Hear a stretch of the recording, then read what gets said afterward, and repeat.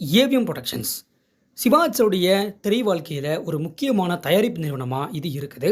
அது மட்டும் இல்லாமல் சிவாஜி சாரை முதல்ல தமிழ் சினிமாவுக்கு அறிமுகப்படுத்திய ஒரு தயாரிப்பு நிறுவனமும் இதுதான். இந்த நிறுவனம் பற்றி சிவாஜி சார் ஒரு நேர்காணலில் பேசியிருப்பார்.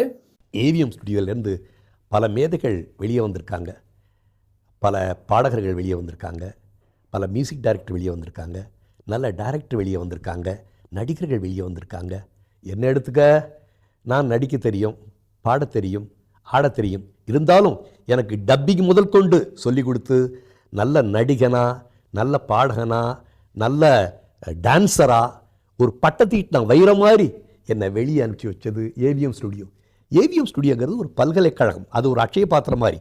கலைங்கிறது எடுக்க வரும். ஏவிஎம் ஸ்டுடியோவை என் லைஃப் உள்ள வரைக்கும் நான் மறக்கவே முடியாது. இந்த அளவுக்கு ஏவிஎம் புரொடக்ஷன்ஸ் சிவாஜி சாருக்கு ரொம்பவே முக்கியமான ஒரு தயாரிப்பு நிறுவனமாக இருக்குது. சிவாஜி சாருக்கு மட்டும் இல்லாமல் அப்போ இருந்த இந்திய சினிமாவில் தென்னிந்தியாவில் முக்கியமான ஒரு தயாரிப்பு நிறுவனமாகவும் இது இருக்குது. இப்படிப்பட்ட இந்த ஏவிஎம் புரொடக்ஷன்ஸ் சிவாஜி சாருடைய எத்தனை திரைப்படங்களை ப்ரொடியூஸ் பண்ணியிருக்காங்கன்றது தான் நம்ம பார்க்க போகிறோம்.